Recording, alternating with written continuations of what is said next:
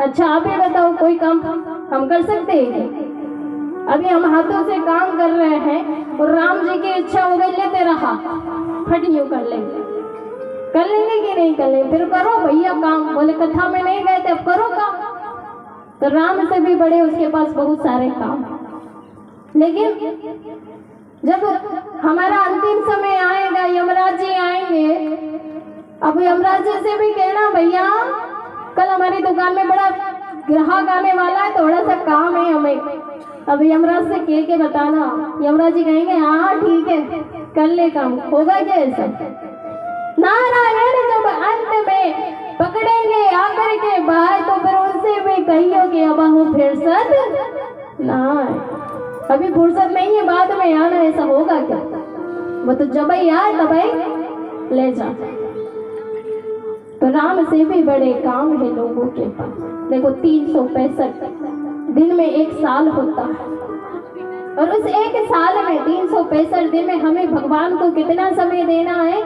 केवल 7 दिन का समय। अब 7 दिन का समय अगर कथा भी चलेगी 3 घंटे की कथा मानो, तो कम से कम 2 दिन की कथा अगर लगातार सुनो, वो भी आपको थोड़ा थोड़ा 3-3 घंटे का समय देना है। ऐसा तो नहीं कि आप बिल्कुल लगातार बैठे हो, दिन में काम करते रहो। अब ये कोई ये सोचे कि नहीं नहीं भैया आपकी कथा जब चालू होती है तब हमारे काम होता है, तभी हमारे पास काम आता है। कथा चालू, अब हम कथा भी तब शुरू करें जब आपका काम ना हो, है ना? मतलब राम जी की कथा भी आपके काम के हिसाब से चले तो फिर तो जो राम कथा सुन रहे बड़ी अच्छी बात है। अब आप सोच रहे होंगे कि राम कथा सुन रहे, फल तो मिलेगा हमें, तो जरूर मिलेगा। किस समय? ये फल कब मिलता है? जिस समय हम घर पे होते हैं, बीमार हो जाते हैं, तबीयत खराब हो जाती है, कुछ हो गया, उस समय जब हमारे पास रखा हुआ बैंक बैलेंस काम नहीं आता, कोई घर परिवार का कोई बंधु काम में नहीं आता, उस समय यह कथा, यह सुनना हमारा काम आता है। फल देती है राम कथा।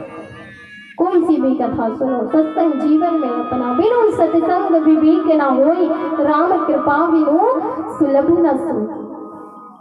कथा भी प्रभु की कृपा से मिलते हैं, उसको जीवन में उतारो, उससे विवेक प्राप्त होता है। विवेक जब हमें प्राप्त होगा तो संसार में हमें कैसे रहना है, क्या करना है, ये सब बातें जीवन में हम सीखेंगे। किससे? केवल और केवल सत्संग से। तो जीवन में सत्संग अपनाओ। राम से बड़ा राम का नाम, भगवान का नाम है। भगवान का नाम में बड़ी सामर्थ्य है। तो जो नहीं आया उससे हमें कोई लेना देना नहीं है। जो आए हैं कम से कम हम आए तो हमारा तो बना ले, क्योंकि हम कहते हैं ना कोई किसी के साथ नहीं जाएगा, कुछ भी नहीं जाएगा, किया हमने है तो ये हमारे साथ जाएगा। कर्म करना पड़ता है। हम ये नहीं कह रहे, मैं ये नहीं कह रही हूँ काम के मैं विपरीत नहीं जा रही हूँ। कर्म करो, कर्म करो तो फल मिलता है, आज नहीं तो कल मिलता है। जितना गहरा कुआं हो उतना ही मीठा जल मिलता है। जीवन में कठिन से कठिन प्रश्न का जीवन से ही हल मिलता है। कर्म करो तो फल मिलता है। कर्म के विपरीत नहीं हूँ, क्योंकि कर्म प्रधान है। कर्म ही करेंगे तब हमें फल मिलेगा। लेकिन प्रारब्ध भी तो कोई चीज है। प्रारब्ध जहाँ हम होते हैं वहाँ हमसे पहले हमारा प्रारब्ध पहुँच जाता है कि क्या होना है, कैसे होना। भाग्य की बात कि आप कथा सुन रहे, जो नहीं सुन रहे वो नहीं सुन रहे, क्योंकि भाग्य उनको नहीं मिला।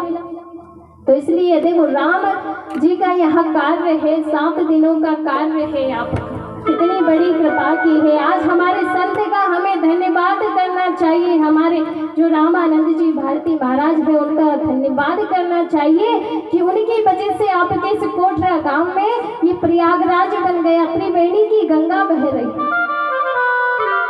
ये तो आपका क्या सामर्थ्य है, एक व्यक्ति कभी भी ये कार्य नहीं कर सकता है। आज उनकी वजह से आपके गांव में यह त्रिवेणी बह रही, जो आप इतने पूरे गांव के मिलकर नहीं बहा सकते थे, आज उन्होंने बहा है, तो उनका धन्यवाद करो। और जो नहीं सुनने आ रहे उनसे भी कहो कि भैया कथा चल रही है, यज्ञ में चलो, काम तो साल भर है, यही काम हमें करना है जीवन में। यही काम करते करते भगवान के धाम जाना। पर भगवान ने कहा है कि कलयुग केवल नाम आधारा, सुमिर सुमिर नर उतरई पारा।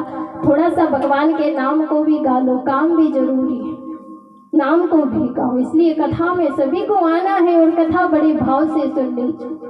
काम तो जीवन में काम के करते करते व्यक्ति चला जाता है, लेकिन वहां जाने के बाद भैया अपने प्रभु का कितना नाम लिया, कितना कथा में गए, तो फिर क्या जवाब दोगे? और स्टेशन बहुत पड़ते हैं, न जाने कौन से स्टेशन पे उतार दो, पहले नरक पड़ेगा, फिर स्वर्ग पड़ेगा, फिर कहीं जाके भगवान का धाम मिलेगा। तो नैया तैयार करनी पड़ती है वहां जाने। कहते ना बैतरणी नाम की एक नदी पड़ती है, अब नैया कैसे तैयार होती है?